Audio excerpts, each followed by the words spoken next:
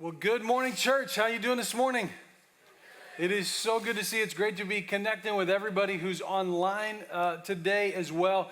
Guys, I'm with Eric. I'm so excited about what God did last week at Easter. So excited to continue this week together. Last week at Easter, one of the main points was that every question that we ever have asked in the dark, specifically about faith, the empty tomb gives us an answer to those questions. This series is kind of designed to go through some of the big questions that most of us ask as we try to establish faith. And specifically about the harder questions, the bigger questions, the foundational questions of faith. And I don't know if you identify with this, but there's a guy in the Bible that came to the disciples with a boy who was struggling, and he couldn't fix him. The disciples couldn't fix him, so they bring him to Jesus. And can you do anything with him? And Jesus says, for those who believe, anything is possible. And the man replies this way. He says, I do believe.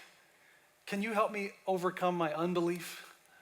I think that's one of the most genuine responses that I see anywhere in Scripture. And I feel it to the core of my being in my journey with God. I do believe.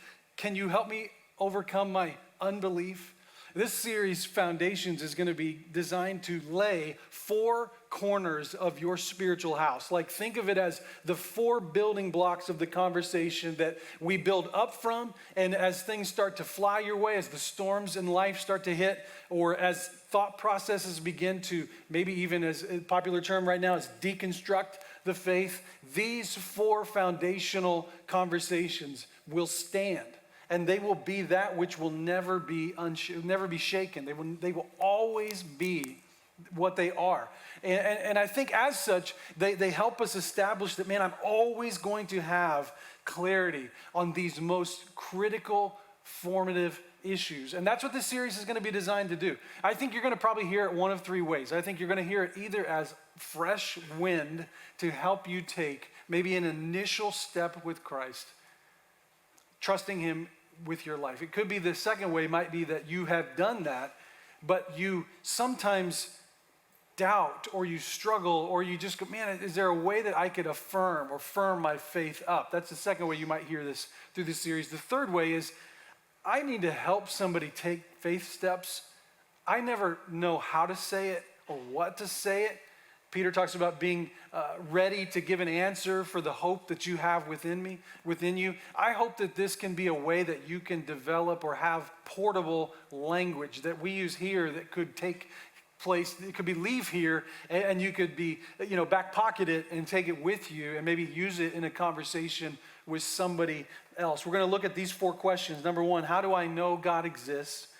Is the Bible true and reliable? Is Jesus the only way? And why does God allow evil and suffering? I think if you can answer those four questions, you get to have the foundational blocks of the house of faith set in place. And these four blocks are crucial. We're going to look at the first one today. How do I know that God exists? I think it's an honest question. It's not a question that is simply designed for the seminary classroom or the college philosophy class. It's the most important conversation anybody will ever answer.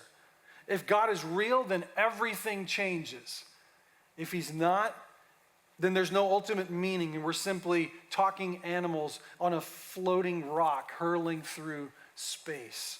But here's what I want you to see today. I think there is a ton of evidence that God exists that is in front of us all the time. We just have to know where to look for it. And though I'm going to use the Bible in a couple places, I will say that for some, using the Bible to prove God exists isn't going to be the conversation that is the right starting place.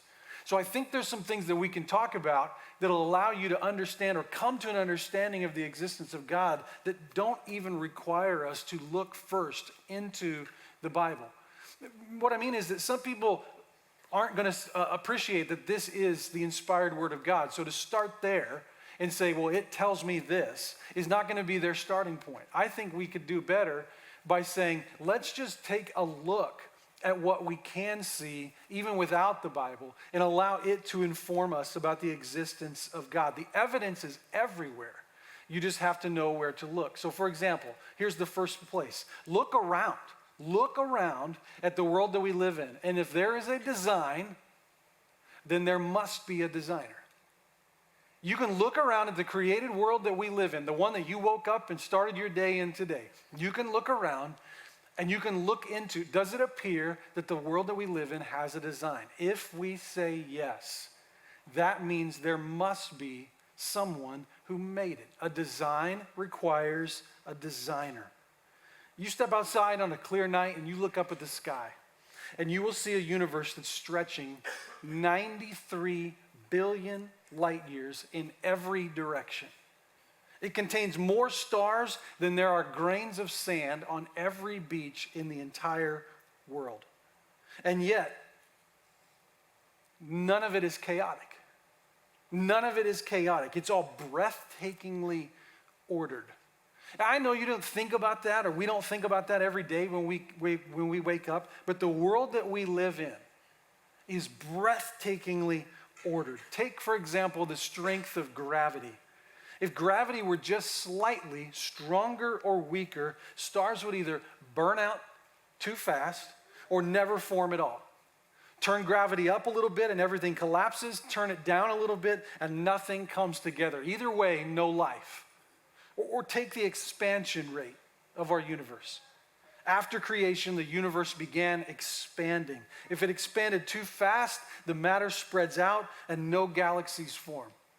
If it starts expanding too slow, everything collapses back in on itself. Scientists say that if this number of the expansion rate of the universe changed by even a tiny fraction, the universe wouldn't just be different, it would be completely lifeless. Earth's position, think about this. Earth's position in the solar system is what we would call like the Goldilocks position. You guys know the story of Goldilocks. Oh, that's too hot. Oh, that's too cold. Oh, it's just right. You guys are at second service. You're in the Goldilocks service. First service, oh, that's too early. Third service, oh, that's too late. Second service, that's just right. Our earth is positioned in the Goldilocks position in our universe. The Goldilocks position. We are perfectly placed. Too close to the sun and we would burn up. A little further away from the sun and we would freeze to death. We're sitting in the one place in the universe that life is possible.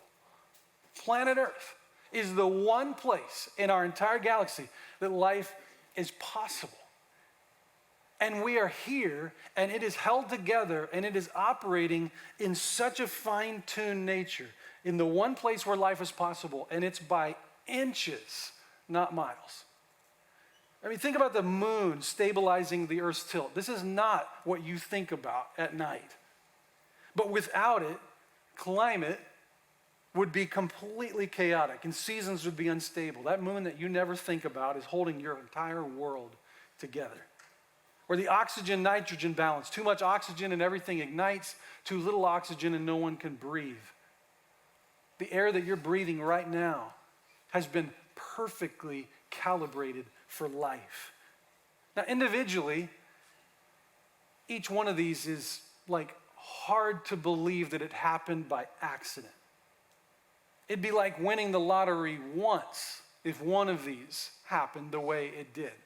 When we look at our universe, it's like walking into a room with 1,000 dials that are all turned to the exact right spot so that life on Earth could be made possible. It's not like winning the lottery. It's like winning the lottery 1,000,000 times in a row.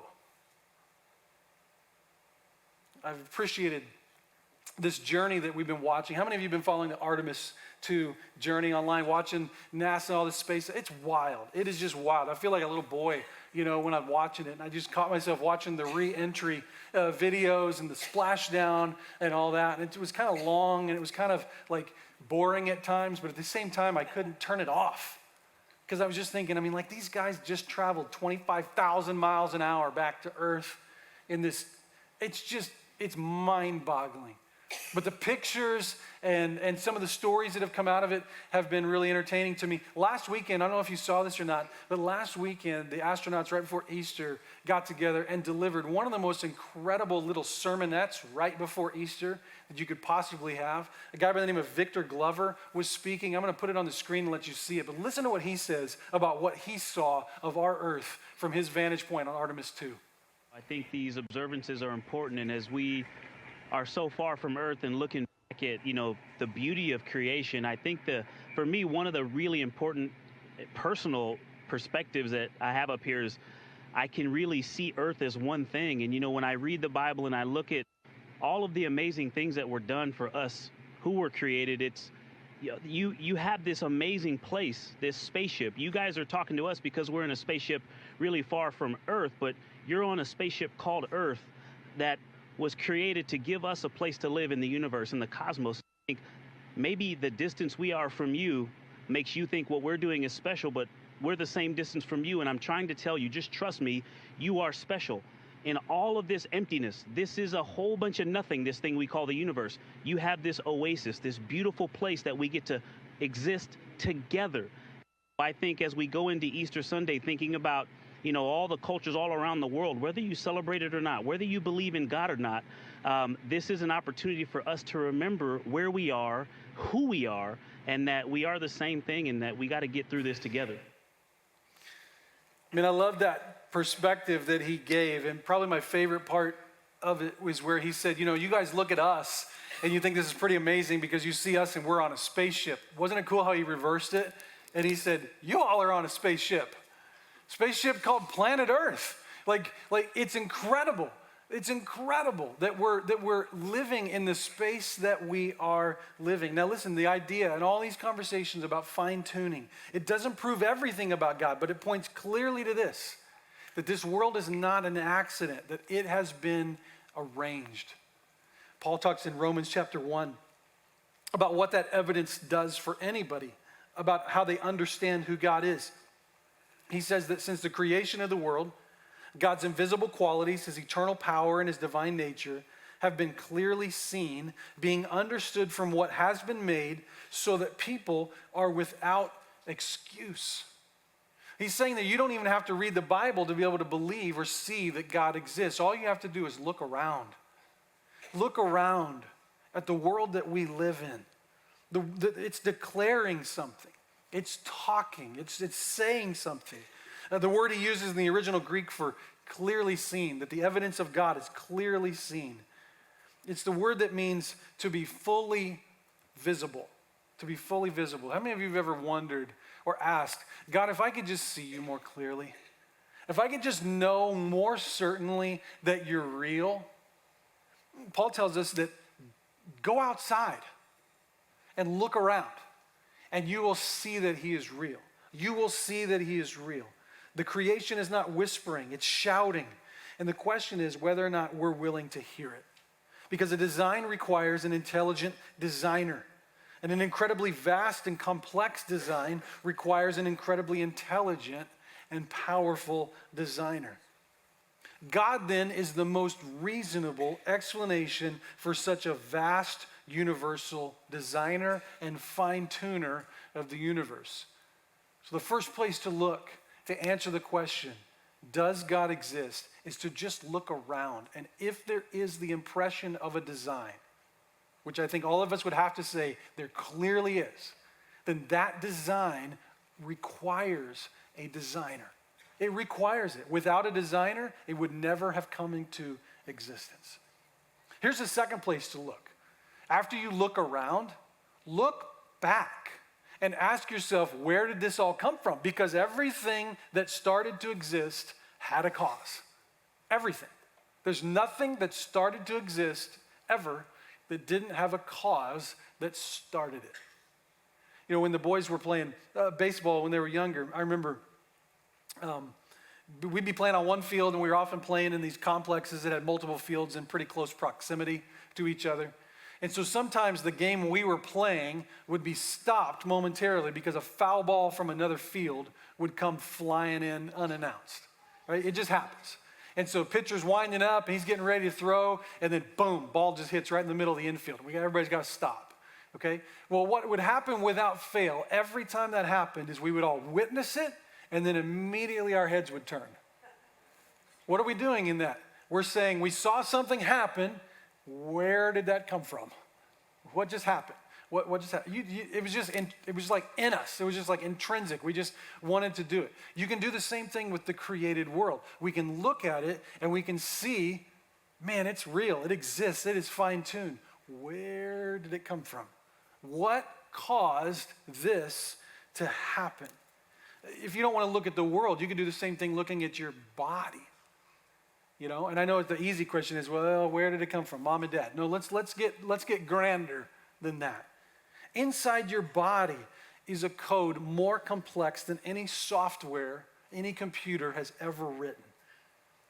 You have in your skull the most complex computer that the world has ever known. Your body isn't just made of cells, it's made of like factories that function like in a systematic way, reproducing over and over and over again. Your heart has been beating nonstop since you were born, and you never once had to remind it to do it. Your body's not an accident, it's evidence. It's something that you can ask the question that it is clearly here, it clearly has the impression of a design, so where did it come from? What I'm saying is that if the universe exists, if matter exists, if energy exists, if time exists, if you exist, recognize none of it had to. None of it had to. There's no logical necessity for a universe. It came into existence because something or someone wanted it to happen. It's not a faith statement to say that. It's not a faith statement. It's not a religious statement. It's a basic principle of reason. Whether you believe in God or not, the vast majority of scientists continue to acknowledge that the universe came into being from nothing at some point in the distant past. Christian and non-Christians unite on that. There's different viewpoints. One angle is the Big Bang idea, and the other is that God created it. He spoke it into existence. Now go back to our first conversation that a design implies a designer. One argument that helps steer people, if we can accept that it started at some point towards faith in God, is the idea it's too intricate and complex to have come from nothing and establish itself in such an intricate way. But if it came to exist because something, someone, outside of time, space, and matter made it happen. For it to start, something or someone had to start it. Had to be an uncaused cause. That cause has to be outside of space, time, and matter. And it must be enormously powerful. It must be capable of creating something from nothing, and that is a very good description of God. Some people will say, well, okay, well then who made God? And the argument, the answer is built right in to the question. Because God is not a being who began to exist. He is the uncaused cause. The eternal, self-existent foundation of everything else. He's not one more thing in a chain of causes. He's the reason that there is a chain at all. I think about Moses in the book of Exodus, who encounters this burning bush that's not being consumed, and so he goes up to it and God speaks to him, and he has this kind of incredible conversation with God through this burning bush. And he asks God, who are you? What is your name? When I go to talk to Pharaoh, who do I tell them sent me? And God answers this way, I am that I am. I am that I am. There's underneath that is this idea that I am eternal. I am all-knowing. I am all-powerful. I am underneath everything. Simply, I am self-existent, uncaused, and eternal. Look around, because everything that has a design was put there by a designer. Look back and know that everything that ever started was caused by someone or something, next, look within. Look within. Because there's a moral law in your heart, whether you know it or not. And if there's a moral law, there must be a moral lawgiver. Here's what I mean. No matter who you are or where you've come from or how you were raised, there is something inside of you at some point where you said, that is not right. That is not right. That is not right. It could have been a number of different things, but that was clearly not a statement of preference. It was like when you said it, or maybe you heard somebody else said it, you were appealing not just to this is what I think or this is my preference, but that is not right. That is wrong.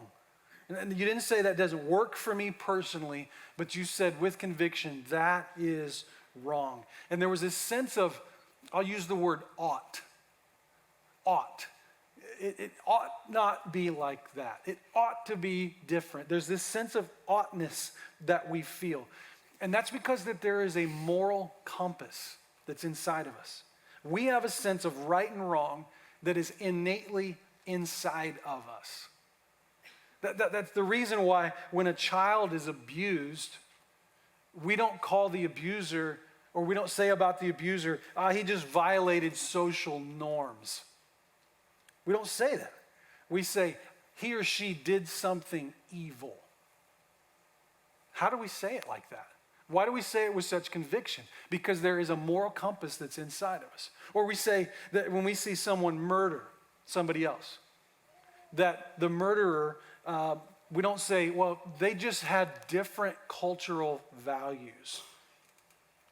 We don't say that. We say they committed a crime.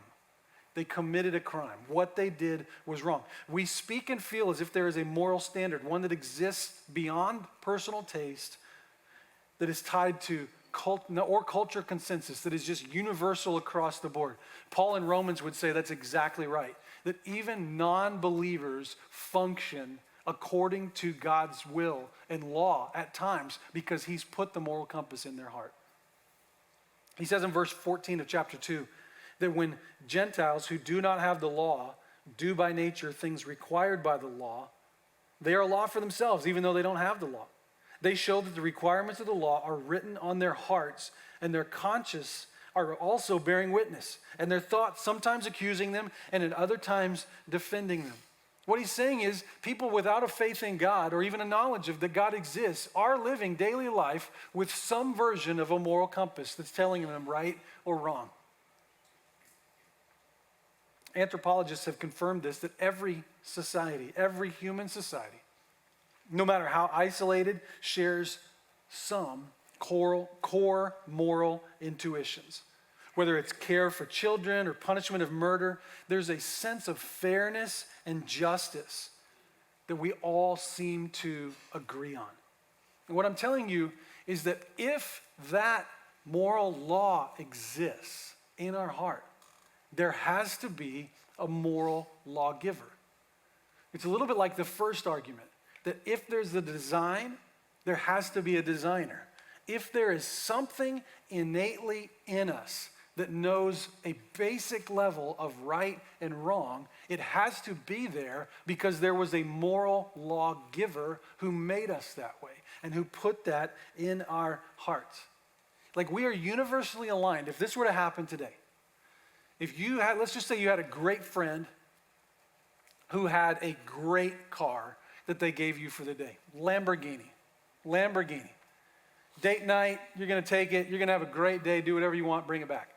And so you take it and you go downtown. You're going to have this nice dinner downtown. You hand the keys to a valet. And that 21-year-old kid takes those keys and screeches and he's gone. We would universally say, that is not right. You might also say, I'm in big trouble. But that is not right. Like objectively, without fail, without feeling like, am I wrong here? Like, hey, maybe I get a few other people to weigh in on this, get some opinions. Maybe 9 out of 10 of us would, no, 10 out of 10 would say, that is not right. Or let's say that we're walking along a sidewalk and there's a little boy eating ice cream, out of a cone. It's coming down his face. I mean, he's having the greatest afternoon of his life, eating his ice cream cone. And let's say somebody comes up behind him, shoves him, just puts him to the ground, skin knees, skin elbows, and takes the ice cream cone and starts eating it and goes on their merry way. Universally, we would look at that and we would say, that is not right. Where does that sense of oughtness come from if we are all just animals and it's just synapses that are going through our brains and no one can be judged for anything because everyone is just alive and existing? That experience of moral oughtness demands a source. Laws don't write themselves. They don't.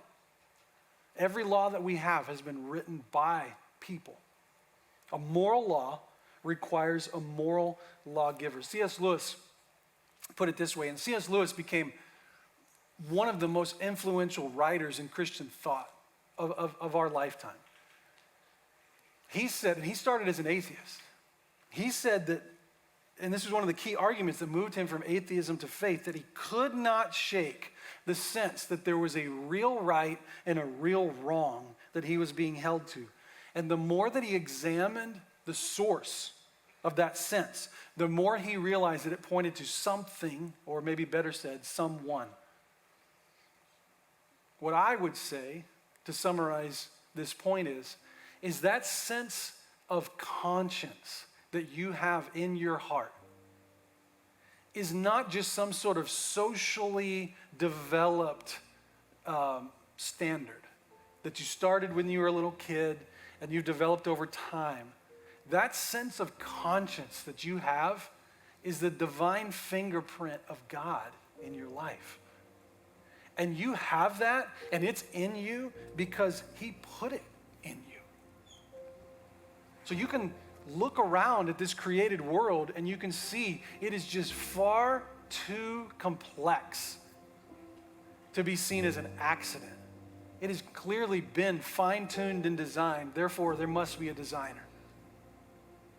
As I look back at the cause that brought it all into existence, I'm forced to either believe that it all came from nothing into something, or that it came from someone who stood outside of all that nothingness and brought it into existence. You understand, both of those positions take faith. What I'm asking you to do is to look around to ask the question of what makes the most reasonable sense. The design, the cause. I look within my heart and I have this sense of right and wrong in there. How did it get in there? None of these arguments will drag you into faith against your will, and they're not meant to. They're not seat belts holding you captive. They're actually signposts for the journey, helping you to understand that believing in God is not irrational. It's not blind faith. It's actually the most reasonable explanation of reality. The question then isn't, is there enough evidence? The question is, what will I do with the evidence that God exists? And as I ask that question, I want you to understand that where the rest of the Bible points, we'll get to next week, seeing it as a true and reliable word from God. But what it points to for us is that this source, this designer that's behind this whole world, that the one who put that moral law in our hearts, it's not a force. He's not a force or a cause or a principle. He didn't wind up the clock on planet Earth and then walk away. The evidence points to a God who made you on purpose, with intention, who wrote his signature all over the world that he made and all over the heart that he gave you. He's a God who wants to be found, and he's promised, like he did Jeremiah in Jeremiah 29, verse 13, that you will seek me and find me when you seek me with all your heart. I know for many, the statement, at least of the heart, has been, God, I wish it was easier to see that you're real. I wish I could just know with more certainty. I hope today you recognize that while all of us would love to have Jesus sitting right here next to us, holding our hand, the truth is that the evidence is everywhere. And all we have to do is know where to look. And when we look, we see his hand in this world that we live in. And it calls us into a place where we live a life in response to what the evidence points us to. Again, I think the reason why, I think a lot of people believe that a God exists, but the difference between believing that a God exists and believing in God is quite different. One is more intellectual in understanding, and the other is more total in its surrender and its commitment to. Nothing that God has revealed to us in this world was designed to simply inform our minds, but actually to transform our entire being. And I want to invite you along that line today to take that step. Whether it's for the first time to receive Jesus as Lord of your life and to say the evidence is overwhelmingly pointing to the fact that God is real, and I want to say with my life that I am in. Whether that's recommitting to that, whether that's praying for somebody who is in your circle of influence who you know is struggling to understand faith. Wherever God might have your heart right now this morning, I pray that in this moment, it's a chance for you to step into a more certain, more firm, more concrete understanding of who God is, and to step back in and be in awe that of all the world, that he's chosen to be mindful of us, that he wants to be in relationship with us, and he would be willing to do whatever it takes, including sending his own son, to make sure we were in relationship forever with him. He'd cover our mistakes. He'd cover our difficult moments of wrestling and doubt. He'd cover all of it because of his great love for us. So may you take a step towards the Creator today. Would you stand with me? And would you join me in a word of prayer?